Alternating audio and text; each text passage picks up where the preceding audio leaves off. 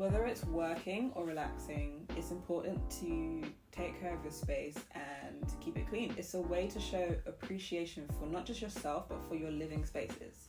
I don't know about you, but I really like throwing things away. It's kind of like a small obsession that I have. A tidy work area and a tidy room helps me to keep my focus. I have time to dedicate my full attention to one thing only, instead of trying to navigate my way through an untidy desk or an untidy bed. And plus, it's just really nice to have a presentable living area or a presentable bedroom. I always used to have a messy room as a teenager, and I never really took pride in any of my spaces. I was really messy, and my thoughts were really messy at the time too. I never used to clean my room when I was sad. I would find it really difficult to pick myself up and just organize myself, but I've realized that it's so much easier to pick yourself out of a space when your space is already clean. Nowadays, it's not that I can keep things immaculately tidy at every single minute of every single day. I do try to keep some sort of standard of cleanliness whenever I'm working or whenever I'm relaxing.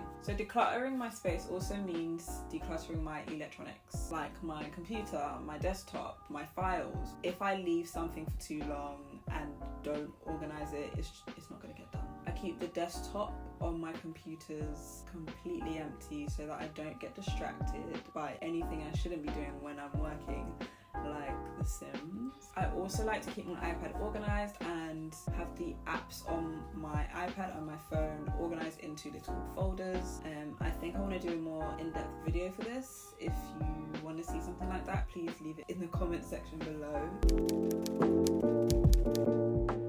When my mind is feeling cluttered and a lot is going on, why not do a brain dump? A brain dump is when you make a list of all the things that you've been wanting and meaning to do, but it's been all in your head and your head can't really articulate what it is that you want to do. It's an effective way to create a to-do list, essentially. I start by grabbing my iPad and my pen, or in some cases a diary and 2 different colored pens, and I write down everything that comes into my mind that I need to get done. I don't put it in any order. I fill up the page of the things that have been on my mind at the time, and after I've spilled my brain onto the paper in front of me, I take a different color and organize each task into categories such as personal, errands, university, YouTube, etc.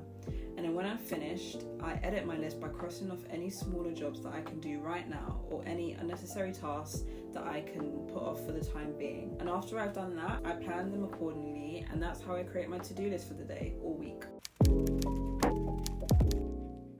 I used to feel like immediate anxiety after I woke up, and I get so many rushing thoughts after I wake up. Meditation calms my mind. How I meditate is pretty much a standard. I just cross my legs, put my palms facing upwards on my knees, and focus on my breathing and staying in the present moment as well. When I'm meditating and I'm thinking too much and I can't quieten my thoughts, I speak affirmations to myself, either physically or in my mind's voice, or I chant saying like hum or When I'm speaking my affirmations, I set my intentions that I want to do for the day or whatever I wanted to pray for or manifest, and I just remind myself of my goals and what I want my purpose in this life to be. This helps to quiet my mind and to think less about multiple different things at once. Creating and reading affirmation and believing that positive things can come to your life creates an enthusiastic way to look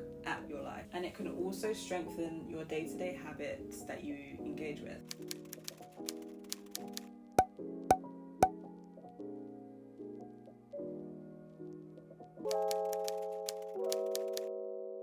So how I stay in the present moment is that I focus on where my body is at that time. I start by drawing my attention to my feet, so where my feet are placed. Are they in my shoes? Are they on the ground? Are they touching wood? Are they touching soil? Staying in the present moment can stop your mind from drifting from past to present, present to past, and can prevent those anxious thoughts that creep up on you throughout the day. So as a round off from my last point about meditation and staying in the present moment, doing just that was the key to help me with my anxiety and depression. I use this as a daily habit because whenever I catch my mind drifting drifting, or just general things that I can't control, I think of what is going on around me.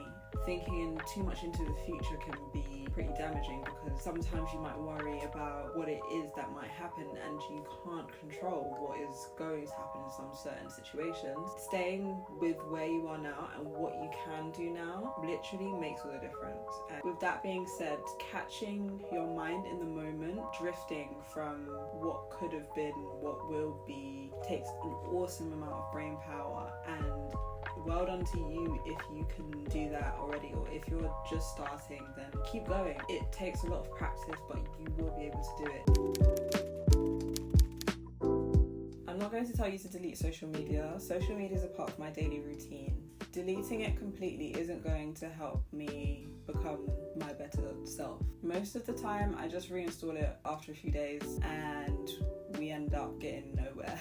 As much as there are many downsides to social media, there are many advantages.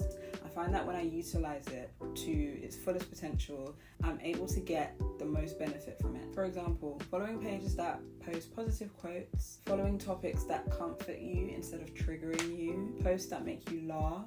I like to follow people that have a lot of knowledge, things that I can learn from, like plants or fashion, because I'm really hopeless in that department sometimes. Food pages, learning how to cook different meals. Limiting what you see on your daily timeline can also be very beneficial.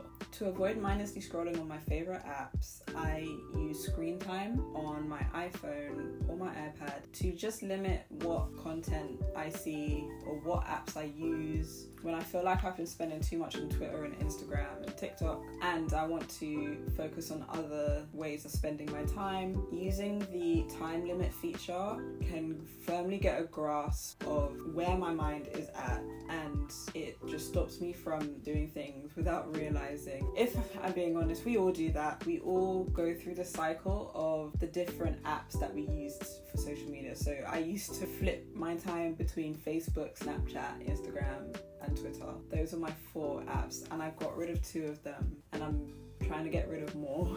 Setting a time limit for 2 to 4 hours a day stops you from spending too much time on said apps. There are many other things that you can do that are healthy habits that can stop you from burning out, that can be productive to your daily life, but these are the only things that I can think of at the moment. If you have any habits that I haven't mentioned that you think would be beneficial to me, then please, I would love to hear them. Please leave them down below in the comment section and I will check them and reply to you. And I also want to know how you get on with the tips that I've recommended to you today, so also leave that down in the comment section below. And I hope you've enjoyed this video. I hope you found it super helpful. Thank you for watching, and I'll see you in my next one. Bye. There's a camera in front of me. I'm talking to no one and it feels really weird. I can't remember what I was going to say, I can't lie. I'm just thinking of what to